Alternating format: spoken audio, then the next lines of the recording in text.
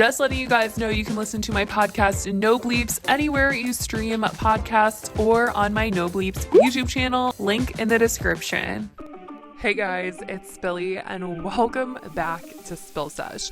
You guys, this Tati lawsuit situation just got 20 million times crazier. I have been watching. If you guys do not know about her, you need to know about her ASAP. I'm talking about Emily D. Baker. I will link her channel down below. I will link the video that I'm referencing down below. She is a lawyer. She is pretty much where I have gotten a lot of my information from because she's showing the documents directly. So she's just kind of breaking down some of the legal jargon that is being used. She's not really giving, opinions or anything. She's just explaining what is basically right in front of your face. So that will be linked down below. But basically, you guys, as you know, Tati is in this lawsuit, her and her husband James, with their business partner for Halo Beauty, and I'm not going to name them because they're not a influencer of any sorts, and just saying business partner probably less confusing for everyone. But basically, if you did not watch my last video talking about why this business partner is suing Tati and her husband, it is basically because he claimed that Tati and her husband James were in some shady business with Halo Beauty and that they were not living up to promises that were made by the two of them, and he had like 50% of the share of the company and Tati and her husband was pretty much going 25% each. And they convinced him, this is his side, convinced him to give up his share for a 1/3 share so they would all have equal shares. In exchange, they promised him that everything Tati would ever make in the future would be under Halo Beauty. So if she ever came out with a palette, if she ever came out with fragrance, it would be under Halo and not under an individual brand. That is what he alleged in his lawsuit. There was a lot of other stuff that he had said, but this was pretty much the basic stuff of why he was upset and suing them for a lot of money, because he felt like he lost out on money by Tati doing Tati Beauty and teasing this fragrance that was not going to be under Halo. Basically, in this video that Emily D. Baker put out, we have Tati's side, her response to the lawsuit that was made by her Halo Beauty business partner. And I'm basically going to be telling you guys what this document is saying. And the craziest thing is basically the lawsuit made against Tati was 30 pages and Tati's response to the lawsuit is 188 pages. So Tati did not come to play. She brought the receipts. Let me tell you guys, there are so many receipts to the things that are being said here. But I do want to say that, whatever he said about Tati, it's all alleged. Whatever she's saying about the business partner, it's all alleged. This is her and her husband's side. There are literally 4 sides to this story: her husband's side, her side, the business partner side, and the truth. We've got 2 completely different interpretations of what has gone on with Halo Beauty and their partnership and everything and the conversations that have been had. Basically, when creating Halo Beauty, they knew that building this brand was going to require a all-in approach, and that every single person that was working on this, Tati, the business partner, Tati's husband, it was going to require their full attention. The business partner said he would be full-time with Halo, all in, and they claimed that this was a false statement and one of many false statements made by him, and that he allegedly claims he was a millionaire. He said he had many resources and claimed that he could build this out to be a $1 billion brand. And apparently he hid that his initial contribution to the company, which was about $200,000 when they were first starting Halo, half of that amount was actually borrowed. And when they found this out, they were concerned, and obviously who wouldn't be concerned? Because if this is true, why would a millionaire or someone that says that they were a multimillionaire need to borrow money? That's a little confusing, but that's alleged. In the first couple months of 2017, when it was all starting out, he was very unproductive despite promises he made that he was going to take Halo and make it global. He cut corners, avoided paying bills, and did not meet deadlines, and that was like his way of doing things. In 2017, Tati received a disturbing email from the business partner's brother, and the email says that their business partner had made a fake online persona and was trying to pretend to be the Westbrook's assistant named Vivian and was trying to leverage deals, I guess. It was just really sketchy to me. Like, his own brother was ratting him out apparently apparently, and that's just very sketchy to me. Apparently, later on in 2017, Tati was about to leave and walk away from Halo Beauty because of the business partner not giving 100% and it looking like the brand was going nowhere. And her husband ended up saying that he was going to be taking over some of the business partner's responsibilities because he was about to have a child and he apparently had developed an addiction to anxiety medication. Like, that is what they are alleging he said was happening in his life.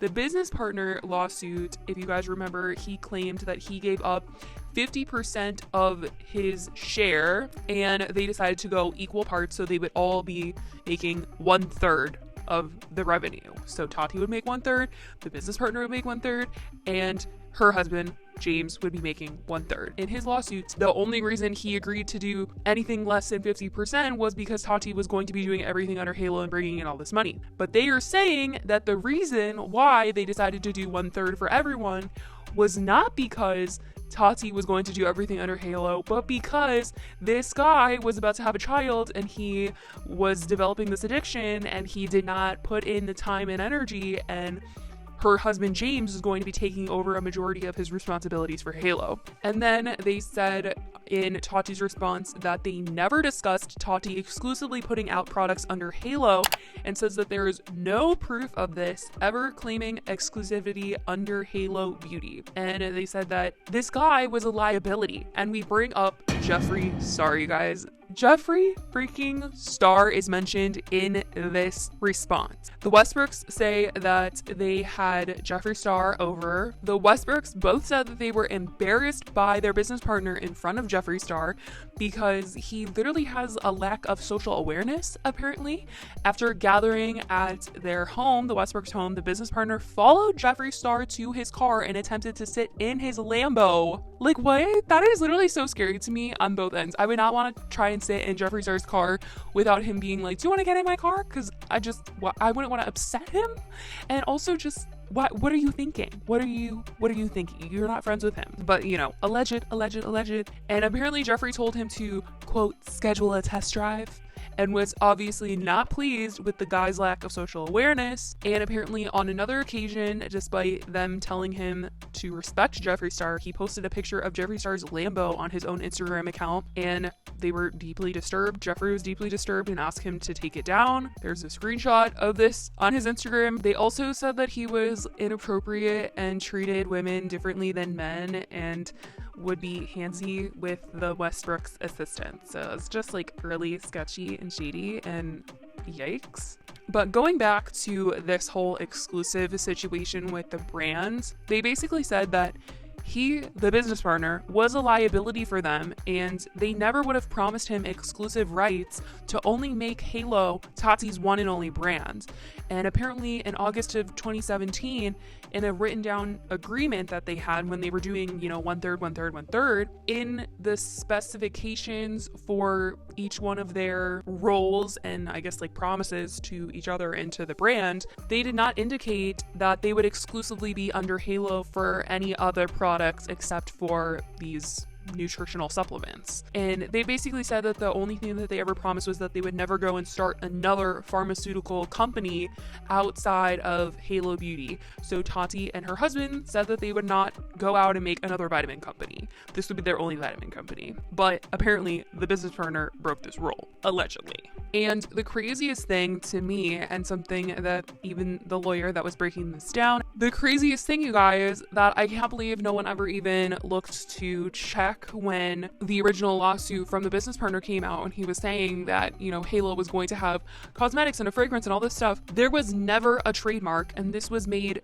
clear in Tati's response. There was never a trademark protection filed for Halo to be under cosmetics or fragrance. So even if you have like a thought in your mind that you want your company to be, in cosmetics or have a fragrance, you're going to trademark it. You're going to just make sure you have that so no one else has the opportunity to grab it before you do.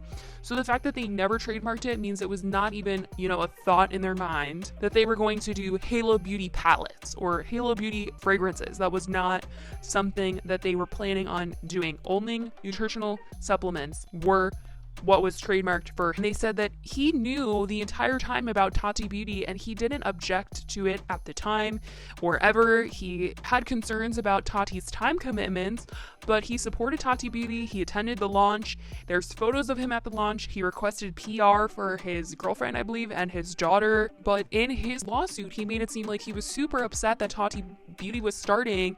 And this sounds very different. Like, he was very supportive of her, wanted the products for his daughter. So this is very interesting. It also says that Tati Beauty did not even affect Halo. It actually boosted the sales of Halo. And what really hurt Halo in 2019 was that they didn't release a new product, but that was because their business partner did not provide the formulas. He got involved in a lot of other projects that was taking up his time and energy, and so he ended up missing deadlines. Formulas were never delivered, and apparently he started using Halo's resources for his other projects. So that is what they are alleging, and there are receipts that they have included, and conversations and messages and screenshots and stuff that they have included in Tati's response to the lawsuit. This is absolutely insane, you guys. The situation is so messy. I mean, in his lawsuit, they said that this is going to go to court and that there was a jury requested. So this is something that is very, very serious. This is a big deal.